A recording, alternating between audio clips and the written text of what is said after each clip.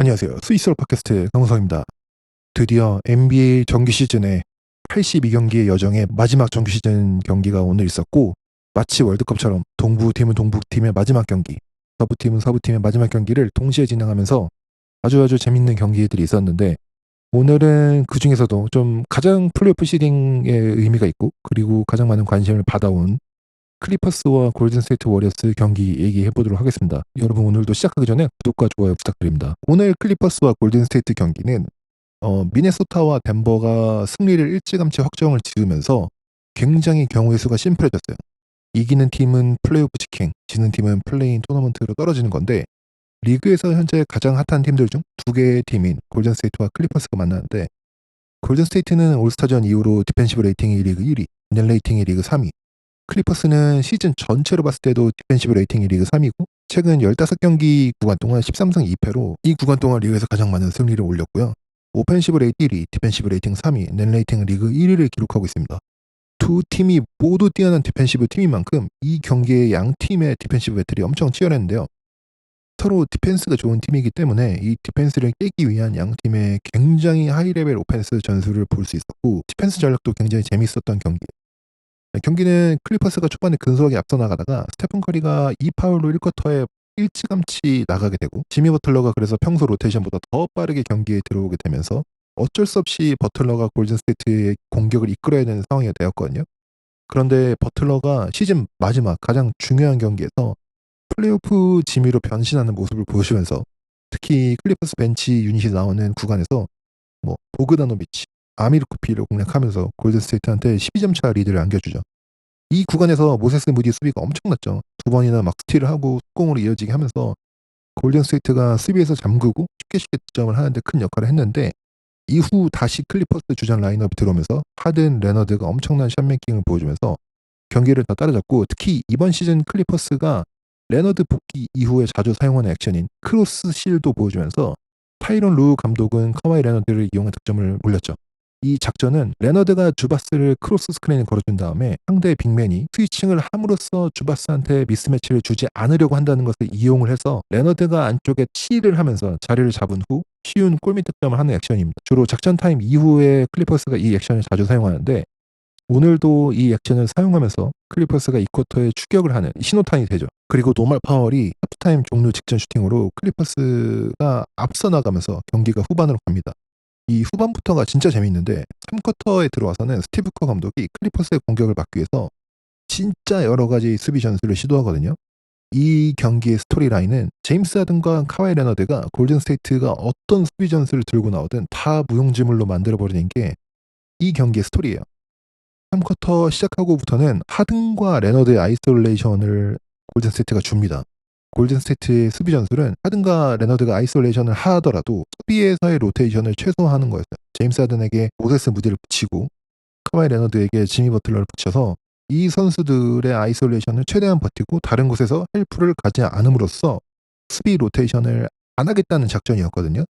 그런데 하든과 레너드가 이 포인트 오브 어택 디펜더를 아이솔레이션으로 제치고 들어가서 득점을 하는데 전혀 어려움이 없었고, 포인트 오브 어택 디펜더를 하던 무디나 포잼스키를 제치고 들어갈 때 그린이 이제 헬프를 오면 주바스한테 라패스를 해서 쉬운 득점을 하게 해주거나, 아니면 그린이 헬프로 오기 때문에 주바스가 노마크로 이 미스된 샷을 리바운드하고 다시 득점을 하는 식으로 클리퍼스가 골든스테이트의 수비를 완전히 깨부셨거든요. 상대방의 수비를 1대1로 공략해서 득점을 하는 것을 클리퍼스가 별로 어려워하지 않아요. 게다가 앞서 전반전에서 굉장히 좋은 수비를 보여줬던 모세스 무디가 후반전에 클리퍼스의 레너드와 하든이 기어를 올리니까 포인트 오브 어택 디펜더를 굉장히 어려워하죠. 이게 플레이오프 바스켓볼과 정규 시즌하고 좀 다른 점이에요. 모세스 무디가 정규 시즌 내내 좋은 포인트 오브 어택 디펜스를 보여줬는데, 결국에 플레이오프 스타일에서 이렇게 좋은 핸들러들이 레벨을 올려버리니까 사실은 무디가 그렇게 효율적이진 않았죠. 어쨌든 클리퍼스는 리그에서 아이솔레이션을 굉장히 많이 하는 팀 중 하나고, 경기당 13번의 아이솔레이션 포지션을 가져가면서 리그 1위의 아이솔레이션을 하는 팀입니다. 여기서 골든스테이트처럼 헬프 디펜스가 올 때 주바스한테 라펜스로 덩크를 주거나, 아니면 주바스가 오펜스 리바운드를 잡는 게 클리퍼스의 공격의 특기인데, 주바스가 올 시즌 리바운드 경기당 12.6개인데 오펜스 리바운드가 경기당 3.8개예요. 굉장히 무서운 선수고, 클리퍼스에게 엑스트라 공격 포지션을 가져다 주면서 특히 지난 클리퍼스와 세크라멘토전을 마지막을 보시더라도 주바스의 오펜시브 리바운드를 견제를 못하면서 세크라멘토도 클리퍼스의 공격을 막아내지 못했죠. 어쨌든 이렇게 아이솔레이션을 막아내지 못하니까 스티브 커 감독이 좋은 디펜스를 들고 옵니다. 특히 퀸틴 포스트가 라인업에 있을 때 사용했는데 왜냐면 맨투맨 디펜스를 했을 경우 퀸틴 포스트를 데리고 나와서 하든과 레너드가 아이솔레이션 할 게 뻔하니까 숨기기 위해서 존 디펜스를 하죠. 그래서 1-3-1 존 디펜스를 하는데 이때 클리퍼스의 이니셜 공격은 꽤 잘 막았어요. 근데 클리퍼스가 오펜스 리바운드로 골든 스테이트를 무너뜨립니다. 존 디펜스의 약점이 슛이 올라갈 때 맨투맨처럼 매치업이 되어 있지 않다 보니까 박스아웃이 힘들거든요. 그래서 이거를 이용해서 클리퍼스가 오펜스 리바운드 후 득점을 많이 올렸고 특히 퀸틴 포스트가 2개의 오펜시브 리바운드를 내주면서 드레이몬드 그린이 이거에 대해서 굉장히 짜증을 냅니다. 경기 중에. 그리고 4쿼터에서는 존 디펜스로 오펜시브 리바운드를 많이 내주니까 다시 맨투맨 디펜스로 바꾸고 골든 스테이트가 이때부터는 더블팀 후 로테이션 하는 방식을 선택합니다. 레너드한테 득점을 너무 쉽게 먹히니까 특히 레너드가 지미 버틀러가 앞에 있어도 득점을 많이 했거든요. 그러다 보니까 레너드한테 소프트하게 더블팀을 가서 결국에 레너드가 공을 패스하게 만들고 이때부터 골든 스테이트는 빠르게 로테이션을 돌면서 막으려고 했는데 이전에 맨투맨 할 때는 최대한 로테이션을 안 도는 게 목적이었는데 이제는 더블팀 후 빠르게 로테이션 하는 스타일로 수비를 바꾼 거죠. 그런데 골든 스테이트가 수비 로테이션을 도는 전략을 택하자마자 이전까진 조용했던 노만 파월이 살아나죠. 지난 시즌 노만 파월이 리그 최고의 스파더 플레이어라고 했었는데 노만 파월이 이번 시즌도 무섭거든요. 스파더 포지션당 1.2점의 효율을 보여주고 있는데 굉장히 하이 레벨 스파더 플레이어입니다. 수비가 로테이션 도는 상황에서 스팟업하고 있는 노만 파월에게 클로즈아웃이 늦게 가면 슈팅을 던지고 클로즈아웃이 빠르게 오면 클로즈아웃을 돌파를 하면서 득점을 아주 높은 효율로 하고 있다는 거죠. 이 경기에서도 레너드에게 더블팀이 가고 레너드가 패스를 빼주자 노만 파월이 클로즈아웃을 어택을 하면서 득점을 합니다. 이전까지는 노만 파월이 다소 조용했던 이유는 골든 스테이트가 로테이션 도는 수비를 택하지 않았기 때문이에요. 그런데 더블팀을 가고 로테이션을 하자마자 노만 파월이 득점을 합니다. 그리고 골든 스테이트가 더블팀을 갈 때 스크린을 해주는 스크리너를 크리스 던을 사용하면서 4대3 상황에서 디시전 메이킹을 하는 선수가 크리스 던이 되었어요. 그런데 크리스 던은 원래 포인트 가드를 하던 선수였거든요.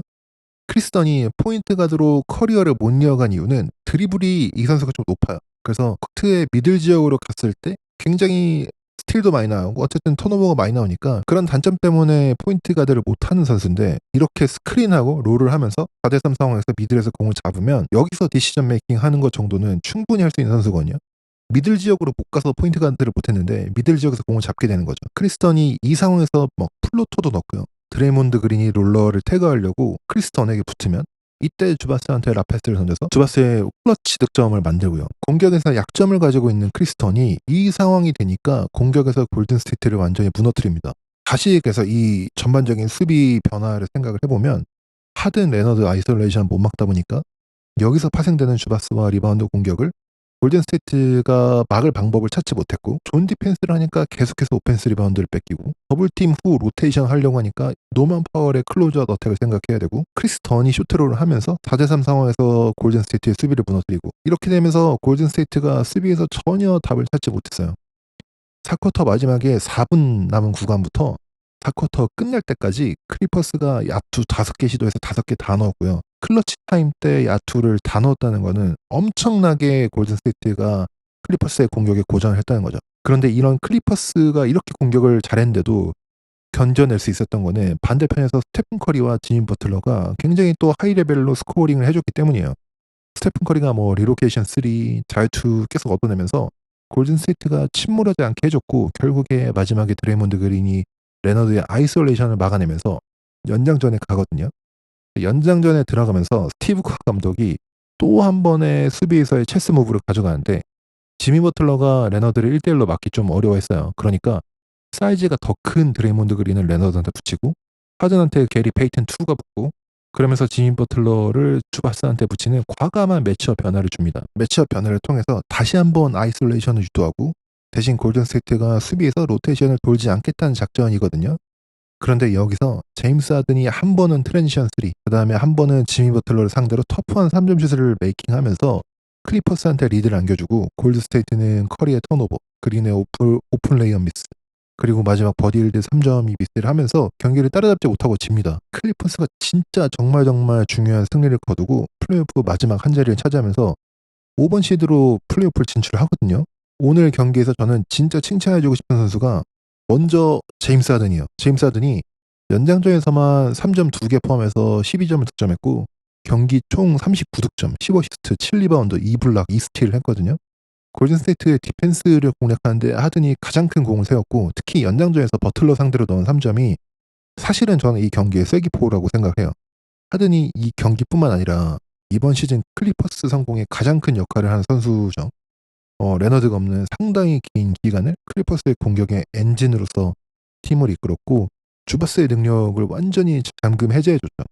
이번 시즌 총 200번 이상의 아이솔레이션 포지션을 가져간 선수가 NBA에 총 21명이 있는데 아이솔레이션 포지션당 득점이 21명 중 5위에 위치하면서 굉장히 높은 효율을 보여주고 있고 그게 오늘 경기에서도 위력이 잘 드러났죠. 여기에 카와이 레너드도 야투 20개 던져서 13개 성공, 야투 성공률 65%, 3점 8개 중 4개, 33득점, 6리바운드, 7어시스트, 3스틸이라는 정말 효율적인 그러면서도 레너드다운 게임을 했고 제가 이 경기를 보면서 레너드는 느낌이 슛을 미스를 거의 안 하는 것 같았어요. 레너드가 지난 시즌도 플레이오프 때 무릎 부상으로 사실상 거의 도움이 못 되고 그 다음에 아웃이 되었고 여름에 올림픽 대표팀도 참여를 하려고 했다가 대표팀 연습 경기 후에 무릎이 정상이 아니고 해서 대표팀도 빠지고 그래서 클리퍼스가 이번 시즌 들어올 때 이 리그에서 클리퍼스에 대한 기대가 전혀 없었거든요. 왜냐면 1옵션인 레너드가 건강 상태가 불확실하니까 ESPN에서는 클리퍼스를 한 32승 팀으로 예상을 했어요. 그런데 지금 이번 시즌 후반기에 완전히 다시 전성기의 모습을 보여주는 레너드고 저는 카와이 레너드가 계속 어떻게 이렇게 하는지 모르겠습니다. 부상당하고 돌아오면 다시 전성기 모습이 나오고 또 부상당하고 다시 돌아오면 또 전성기 같고 그렇거든요. 지난 시즌도 레너드가 플레이할 때 아이솔레이션도 리그에서 최고 효율이었는데 그러면서 MVP 후보에도 초반에 이름이 들었고요. 지금 또다시 그 모습을 보여주고 있는데 저는 클리퍼스가 레너드가 부상을 안 당하고 이렇게만 뛸 수 있다면 진짜 높이 올라갈 수 있다고 생각합니다. 그리고 또 잘한 선수는 주바스죠. 올 시즌 리그에서 플러스 마이너스 탑10 안에 들면서 리그에서 최고의 빅맨 중 하나로 성장하고 있고 클리퍼스의 진정한 빅3로서 주바츠가 이름을 올리고 있거든요. 클리퍼스의 공격에 하든과 2대2 게임, 골밑 공격, 리바운드, 그다음에 림 프로텍션 다양한 요소를 더해주고 있고 오늘도 22득점, 17리바운드, 공격 리바운드 4개, 스틸과 블락도 1개씩 했고 주바스가 기록한 17리바운드가 골든 스테이트의 주전 라인업의 리바운드를 모두 더한 14개보다도 더 많습니다. 완전히 골밑 싸움에서 골든 스테이트의 주전을 압도했고 주바츠의 이런 활약이 클리퍼스의 승리의 주요한 원인이 됐죠. 그리고 크리스 던 얘기를 안 할 수가 없는데 크리스 던이 리그 최고의 프리미터 디펜더 중 하나라고 저는 생각을 하거든요. 스테픈 커리가 경기 중 총 턴오버를 8개를 했지만 경기 초반에 이미 5개를 했어요. 근데 이게 상당 부분 크리스 던 때문이죠. 일단 크리스 던이 스크린 내비게이션 그러니까 스크린이 걸릴 때 이 스크린을 뚫고 나오는 능력이 너무 좋아서 일단 스크린이 안 걸리고요. 스크린이 안 걸리니까 커리가 크리스 던을 떼어내는 거를 굉장히 힘들어했어요. 그리고 스크린이 걸리더라도 바로 뒤에서 따라오면서 커리를 따라붙으면서 뒤에서 백프레셔를 가해주니까 커리가 서두르는 장면이 엄청 많이 나오거든요. 이게 지금 클리퍼스의 수비 스킴에서 크리스 던이 이렇게 프리미터에서 수비를 해주는 게 굉장히 중요해요. 클리퍼스는 주바스를 플로어에 오래 두어야 원하는 게임을 할 수 있거든요. 리바운드도 되고 림 프로텍션도 하고 하든과 투맨 게임도 되고 포스트 공격도 하고 이런 주바스가 있어야 클리퍼스의 공격과 수비가 모두 레벨이 올라가는데 수비에서 상대 프리미터 선수와 미스매치가 되어서 공략을 당하기 시작하면 주바스를 오래 둘 수가 없어요. 주바스를 수비에서 노출시키지 않으려면 드랍 수비를 해야 돼요. 상대의 스크린 액션 때 뒤로 쳐져서 상대 핸들러와 스크리너를 모두 보면서 최대한 뚫리지 않게 하는 수비인데 이 수비는 상대의 풀업 슈팅에 취약하거든요. 드랍하면서 상대 핸들러에게 공간을 주기 때문에 특히 풀업 슈팅이 좋은 커리 같은 선수들한테는 아주 위험한 수비예요. 그런데 이런 선수들을 상대로 드랍 수비를 하려면 프리미터 디펜더가 아주 중요해요. 상대 스크린에 안 걸리는 스크린 내비게이션 능력이 있어야 되고 스크린에 걸려도 바로 따라가서 백프레셔를 가할 수 있어야 되는데 예를 들어 미러키를 보면 브룩 로페즈가 드랍 수비를 하는데 여기에 페어링 되어 있는 프리미터 디펜더들이 약하다 보니까 공략을 하기가 쉽거든요. 그런데 크리스 던 같이 이런 디펜스 능력이 좋은 수비수가 있으니까 커리가 스크린을 타고 나오더라도 금방 크리스 던이 뒤에서 달려오는 거를 커리가 이미 느끼고 있기 때문에 커리의 디시전 메이킹을 하는 타임이 평소보다 엄청 짧아지죠. 그래서 커리가 엄청 서둘러요. 그래서 커리가 스크린 타고 나오면서 엄청 서둘러요. 오늘 커리를 보면 스크린 타고 조금 멀리서 무리하게 슈팅 던지는 것도 있었고, 그다음에 롤을 해서 들어가는 그린한테 패스하는 것도 서둘러서 하다가 스틸 당하고, 크리스 턴이 수비에서 상대 가장 무서운 공격 옵션을 잘 막아주면서, 뭐 물론 잘 막는다고 해서 커리 정도의 플레이어를 완전히 잠그지는 못하지만 그래도 이 정도로 커리한테 버텨줄 수 있는 선수가 리그에 얼마 없습니다. 크리스 던이 있었기 때문에 주바스가 오늘 플로우에 계속 남아있을 수 있었고, 뭐 올 시즌 내내 그랬고, 이런 크리스 던이 있었기 때문에 클리퍼스의 수비 스킴이 성공을 하는 거거든요. 어쨌든 오늘도 승리에 가장 큰 역할을 한 선수 중 하나가 크리스 던이고요. 그래서 클리퍼스가 지금 3월 1일부터 성적을 보면요, 18승 5패로 진 경기가 딱히 없어요. 8연승으로 5번 시드로 플레이오프 진출을 하는데, 이번 시즌 클리퍼스를 돌아보면은 오프 시즌부터 완전히 구단 운영의 마스터 클래스를 보여주죠. 폴 조지가 연장 계약을 안 하고 나갔는데, 제가 예전에도 한번 얘기했었는데, 우리가 선수들이 그냥 뭐 프리에이전트로 나갔다 그러면은 뭐 그냥 걸어나가게 뒀다라는 표현을 쓰잖아요. 그래서 구단에 굉장히 손해인 것처럼 생각하는 버릇이 있는데, 새로운 CBA 룰로 상황이 많이 바뀌었어요. 구단이 이제 셀러리가 세컨 A 프로로 넘어가면 팀이 사실상 어떤 로스터의 변화를 줄 수 있는 유동성이 완전히 사라지게 되거든요. 그래서 이제는 폴 조지 같은 큰 셀러리를 가진 선수가 프리에이전트로 나가는 게 구단이 그냥 걸어나가게 뒀다가 아니라 유동성과 폴 조지를 잡는 것 둘 중 하나에서 유동성을 선택하는 무브예요. 클리퍼스가 폴 조지가 나가면서 세컨 A 프로 밑으로 내려오면서 유동성을 확보하고, 제임스 하든과 주바츠와 레너드가 있으니까 우리는 운동 능력 좋고 수비에서 상대를 굉장히 귀찮게 할 수 있는 선수들을 찾다. 폴 조지가 가져다주는 오펜스는 노만 파월, 레너드, 제임스 하든을 할 수 있으니까 수비에서 더 뛰어난 능력을 가진 데릭 존스 주니어, 크리스 던 같은 선수들을 찾아서 사인을 하고, 트레이드 데드라인 때 보그나노비치 같은 공격이 있는 선수 데려오고 벤 시몬스도 사인을 하면서 팀의 성격을 완전히 바뀌었죠. 굉장히 지금 새로운 CBA 룰 시대에 보여줄 수 있는 굉장히 똑똑한 팀 운영인데, 클리퍼스는 우리가 하든 파월, 주바스로 레너드가 오기 전까지 시즌을 버틸 수 있고, 그러려면 수비에서 강해져야 되고, 수비 스페셜리스트 선수들을 사이닝하고, 게다가 올해 수비 코치로 제프 방건디가 들어왔거든요. 제프 방건디를 아시는 분들은 뭐 아시겠지만 예전에는 감독 생활도 했었고, 최근에는 뭐 ESPN에서 중계 1팀으로 파이널까지 해설하는 해설자였어요. 그러다가 ESPN에서 JJ 레딕, 도리스 벌크의 라인업으로 이제 제 1팀을 바꾸면서 어느 날 갑자기 제프 방건디가 잘렸거든요. 해고가 됐어요. 그러면서 일자리가 없던 제프 방건디에게 보스턴에서 G리그 팀의 고문 같은 자리를 줬나 봐요. 제프 방건디가 예전에 잭 로우 팟캐스트에 나와서 인터뷰를 한 걸 들었는데, 사실 보스턴에서 그 자리가 실제적으로 업무를 많이 하는 자리가 아니라 약간 명예직 같은 거였는데, 그런 자리라도 자기한테 줘서 자기 NBA 커리어를 계속 이어나가게 해준 브래드 스티븐슨한테 엄청 고맙다고 말을 계속 하거든요. 그 덕분에 자기가 클리퍼스 코치진 자리까지 얻을 수 있었다고 하고, 아무튼 그렇게 해서 들어온 제프 반 건디가 클리퍼스의 올 시즌 디펜시브 레이팅 리그 3위를 달성하는 클리퍼스의 수비 스킴을 짜는데 가장 큰 공헌을 했죠. 클리퍼스 선수들한테 물어보면은 이 제프 반 건디가 굉장히 원래 유머러스한 사람이거든요. 그러니까 이제 재미있게 선수들과도 잘 어울리기도 하고, 그러면서 수비 전략도 뛰어나서 선수들한테 이런 말도 한다고 해요. 리그에서 나보다 필름 많이 보는 사람 없어. 내 말 믿어. 이런 말을 할 수 있는 수비 코치가 있고, 하든같이 수비가 약한 선수들도 여기에 믿음을 가지고 따라오게 만들고, 이게 올 시즌 클리퍼스의 수비가 강한 이유 중 하나죠. 클리퍼스가 진짜로 구단 운영의 정점을 보여주고 있습니다. 오프 시즌에 확보한 유동성으로 로스터를 정비하고, 이제 사실 클리퍼스의 로스터가 폴 조지가 있을 때보다도 하든, 레너드 중심으로 짜이면서 더 말이 되거든요. 새로운 수비 코치 영입으로 뛰어난 수비 전략도 세우고, 레너드가 돌아올 거라는 판단으로 시즌 내내 잘 버텼고, 그리고 레너드가 실제로 위력적인 모습으로 돌아왔고, 아무도 클리퍼스가 50승을 할 거라 생각하지 않았는데 50승을 거두면서 8연승을 하고 포스트 시즌에 들어갑니다. 저는 클리퍼스가 진짜 무서울 거라고 생각하고, 제가 앞으로 프리뷰도 하겠지만 덴버와 클리퍼스가 매첩이 됐거든요. 네, 상당히 흥미롭죠.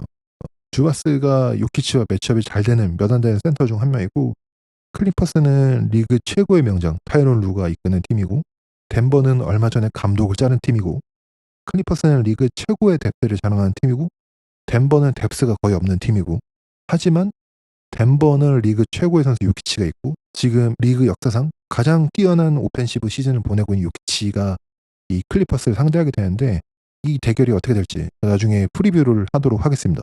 골든스테이트 입장에서는요, 오늘 조나단 쿠민가를 쓰지 않았거든요.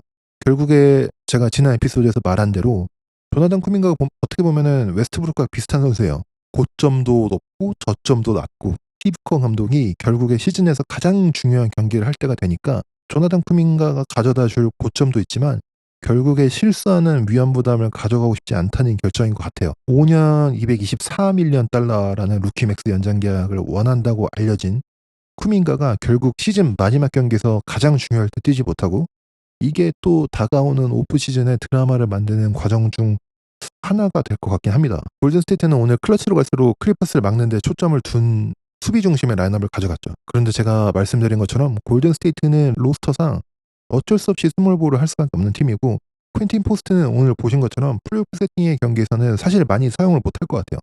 수비에서의 약점이 너무 노출되기 때문에 결국에 포스트를 못 쓰고, 골든스테이트는 그렇기 때문에 스몰볼을 할 수밖에 없는데, 주바스라는 빅맨을 상대하는 매첩을 맞추기가 까다로웠고, 결국에 에리 페이튼 2를 사용하면서 포인트 오브 어택 디펜스를 강화해 보려고 했지만 사실 하든에게 이게 큰 영향을 주지 못했거든요. 클리퍼스나 OKC나 보스턴이나 클리브랜드 이런 팀들처럼 강팀들이 할 수 있는 것처럼 뭔가 빅 라인업을 가져가야 되면 빅 라인업을 꺼내고 이렇게 되지 않는 골든스테이트다 보니까 어쩔 수 없이 조금 한계가 있고요. 게다가 이게 더 큰 문제가, 공격에서는 지미 버틀러, 드레이먼드 그린, 게리 페이튼 2라는 3명의 논슈터를 사용하면서 클리퍼스가 수비하기가 굉장히 쉬웠죠. 주바스를 그냥 골밑에 박아놓고 골든스테이트가 결국에 이 주바스를 노출시키지 못하고 밖으로 불러내지 못하면서 드라이브 할 때마다 골밑은 막혀있고 공격이 굉장히 어려웠어요. 이런 3명의 논슈터를 데리고 공격을 공격답게 만들 수 있는 거는 스테픈 커리밖에 없을 것 같은데 결국에 이것도 모자랐죠. 골든스테이트는 이런 게 포스트 시즌에 진출하더라도 노출이 될 것 같습니다. 슈팅과 스페이싱이 부족한 로스터에서 상대가 이를 노출시킬 때 카운터를 칠 수 있을까가 골든스테이트의 과제일 것 같습니다. 이제 골든스테이트는 홈에서 멤피스와 경기를 하는데 상황이 그닥 좋지만은 않죠. 지미 버틀러가 오늘 48분 뛰었고 경기 막판에 레너드의 무릎에 찍히면서 절뚝거렸는데, 경기 후 인터뷰에서 아프지만 뭐 멤피스전은 뛸 거다라고 했어요. 근데 뭐 얼마나 정상적으로 뛸 수 있을지가 우려스럽고, 커리도 뭐 손가락 부상이고, 이런 더 나이가 많은 골든스테이트 팀이 오늘 이겨서 플레이오프 갔는데 일주일 휴식을 하면서 회복이 돼서 들어가는 대신 다시 한번 플레이 인 토너먼트라는 경기를 해야 되고, 게다가 멤피스는 오늘 주전들이 다 쉰 상태에서 완전히 휴식을 많이 취하고 나오는 젊은 멤피스거든요. 플레이 인 토너먼트는 단판제라 굉장히 변수가 많아요. 슈팅이 만약에 누가 잘 들어가고 누가 안 들어가면 플레이오프 7경기 시리즈를 한다고 치면 결국에 평균이 맞춰지면서 변수가 작아지는데, 한 경기는 이 변수들이 너무 많습니다. 결국 골든스테이트가 플레이인으로 떨어지면서 이런 변수들을 두고 싸울 수밖에 없게 됐고요. 골든스테이트는 결국에 지미 버틀러 트레이드 이후 6번 시드를 차지하기 위해서 달려온 레이스가 7위로 끝나면서 굉장히 아쉽게 됐습니다. 또 있을 플레이인에서도 저희 스위시서울에서 다루도록 하겠습니다. 감사합니다.